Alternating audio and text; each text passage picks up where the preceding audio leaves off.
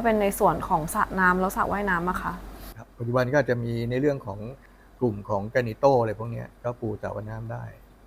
แต่ปัญหาคือการปูสระว่ายน้ำไม่ได้อยู่ที่กระเบื้องอยู่ที่เนี่ยตรงกับไฮเซมมากเลยคือวัสดุหรือว่าปูนที่จะปูหรือกาวที่ปูกระเบื้องนะครับเดี๋ยวนี้เนี่ยการปูกระเบื้องนี่ไม่ใช่ว่าอยู่ก็เอาปูนกาวมาแปะแล้วปูมันจะต้องมีการโคตติ้งสำหรับผิวพื้นก่อนที่จะปูเพื่อกันซึมนะฮะแล้วตัวมันเองเนี่ยเวลาเราปูก็ต้องเอากาวปูกระเบื้องโดยเฉพาะที่มันกันน้ำได้ด้วย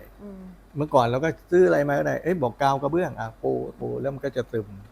เดี๋ยวนี้พอพัฒนามากขึ้นมันจะมีการเรียกว่าการซึม2ต่อคือการซึมจากผิวพื้นที่เราโคตติ้งไว้ครั้งแรกก่อนกับโคตติ้งด้วยไอ้กาวกระเบื้องตัวนี้นะครับคือ2ชั้น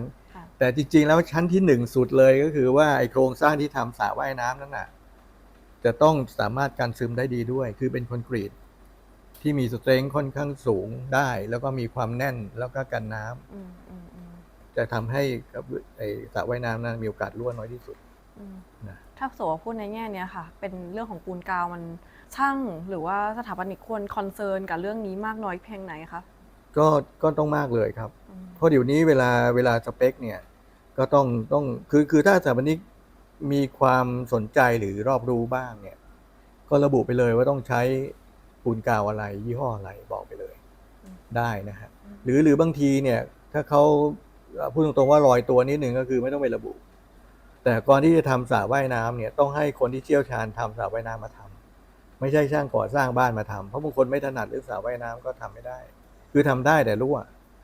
อะไรอย่างเงี้ยนะครับฉะนั้นก็ต้องเอาคนที่ชำนาญการมีประสบการณ์มาทำอย่างเงี้ยอันนี้เป็นในส่วนของปูนกาวนะคะมันจะอยู่หลังกระเบื้องก่อนที่เราจะยาแนวถ้าสมมติว่าเราพูดถึงยาแนวล่องกระเบื้องในสระว่ายน้ำแล้วค่ะมีส่วนตัวนี้ก็ต้องยาแนวสระว่ายน้ำใช่ไหมเดี๋ยวนี้มันจะมีการแนวสระว่ายน้ำแล้วอย่างยาแนวพื้นเนี่ยก็จะมีและกันตะไคร่กันชื้นกันซึมอะไรพวกนี้หรือบางทีถ้าเราเป็นพื้นทั่วไปเนี่ยมันก็จะมีพวกโคตติ้งที่เป็นน้ำใสๆเป็นเบดิเมนต์ที่จะโค้ดเพื่อกันซึมโดยเฉพาะนะมีทั้งเงาทั้งด้านนะซึ่งก็ผลิตมาก็สามารถใช้ได้ดีเพราะว่าอย่างงานฮาร์ดสเคปหรืองานสวนเนี่ยหลังจากเราปูพื้นที่อยู่ภายนอกแล้วเนี่ยเราสามารถใช้ตัวนี้โคตติ้งเข้าไปหรือทาเข้าไปเนี่ยเพื่อให้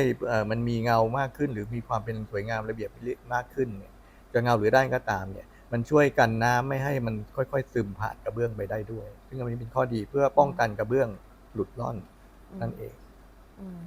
แล้วอย่างนี้ถ้าสมมติเป็นกระเบื้องในสระแผ่นเล็กกับแผ่นใหญ่มันต่างกันไหมคะจริงๆแล้วที่เราปูอยู่เนี่ยเขาใช้แผ่นเล็กทั้งหมดเพราะว่าอะไรเพราะว่าถ้ามันร่อนหลุดเนี่ยมันแก้ง่ายใช่ไหมฮะแล้วก็การยืดหยุ่นตัวของสระว่ายน้ำเนี่ยเรารับประกันไม่ได้โดยเฉพาะเมืองร้อนฉะนั้นแล้วยังเจอเรื่องของคลอรีนบ้างหรือไอสารน้ำเกลือบ้างอะไรต่างๆเนี่ยฉะนั้นถ้าเราแผ่นใหญ่เนี่ยมันไม่สามารถที่จะปูแบบเขาเรียกซาลาเปาซาลาเปาทุกอย่างนี่คือโปะเข้าไปแล้วก็แปะเลยมันต้องทั้งแผ่นนี่ถ้าแผ่นใหญ่เนี่ยมันสามารถควบคุมงานให้ได้ดีได้ยากนะครับแล้วก็สระว่ายน้ำเองเนี่ยมันเป็นเรื่องของอิเลเมนต์ที่ความละเอียดอ่อนฉะนั้นเนี่ยการใช้กระเบื้องเล็กเนี่ยมันไม่ได้มีผลแต่ว่าผลมันอยู่ที่สีของมันมากกว่าฉะนั้นเราจะถามเสมอว่าสระว่ายน้ำว่าสีอะไรดีฉะนั้นมันมีไม่กี่สีมีเต็มที่ก็ขาวเคยเห็นไหมหายากมากเลยส่วนใหญ่จะเป็นสีของท้องฟ้าน้ำทะเลก็คือมีเขียวอ่อนสีฟ้านะครับก็เคยมีคนทำสีดำสถาปนิกอยากลองของก็ใช้สีดำแต่ผมเองผมไม่ลงสระว่ายน้ำสีดำผมไม่ชอบสีเข้มครับแล้วอย่างนี้ขออนุญาตถามอีกนิดนึงค่ะว่าถ้าสมมติเป็นสระน้ำเกลือกับสระที่เป็นคลอรีนเราควรจะคอนเซิร์นอะไรที่มันต่างกันเหรอคะจริงๆมันใช้กับคนว่ายเพราะว่าน้ำเกลือเนี่ยคนมันใช้ความเค็มเท่ากับไอ้น้ำตาเราฉะนั้นเนี่ยก็คนว่ายลืมตาได้แต่คลอรีนเนี่ยมันไม่ค่อยได้มันจะแสบตาฉะนั้นคลอรีนนี้ก็จะลดบทบาทลงไปทุกวันน้ำเกลือก็จะมามากขึ้นอะไรอย่างเงี้ยแต่การดูแลรักษาก็จะแตกต่างกันไปนะครับความยากพอกันแต่ส่วนใหญ่แล้วเนี่ยถ้าทำยุคใหม่นี่ก็คือน้ำเกลือเป็นหลักแล้วมันมีเปอร์เซ็นต์การเกิดปัญหาเยอะกว่าสระคลอรีนไหมคะแบบมีปัญหาเยอะไหมก็คือในเรื่องที่มีพื้นที่แดดจัดแต่ว่าการเดรนหรือการหมุนเวียนของน้ำเนี่ยมันไม่ต่างกันก็ต้องหมุนเวียนตลอดเหมือนกันคือสระว่ายน้ำทำแล้วต้องใช้เอาง่าย ไม่งั้นมันระเบิดคือบางทีคุณเอาน้ำลงไปปุ๊บมันก็ลอยขึ้นมาคำว่าลอยนี่มันไม่ใช่ลอยเลยนะแต่ว่าโดยหลักการเนี่ยครับวิศวกรกลัวคือน้ำหนักที่กดลงกับไม่มีน้ำปุ๊บเนี่ยไอ้น้ำใต้ดินมันดันขึ้นแต่อาจจะเคลื่อนตัวแค่นั้นแหละมันไม่ลอยหรอกในส่วนของงานกระเบื้องแล้วก็งานตกแต่งภายในก็อาจจะขอบคุณอาจารย์ออสเพียงเท่านี้ก่อนแล้วเดี๋ยวเรามาพบกันช่วง 2 นะคะ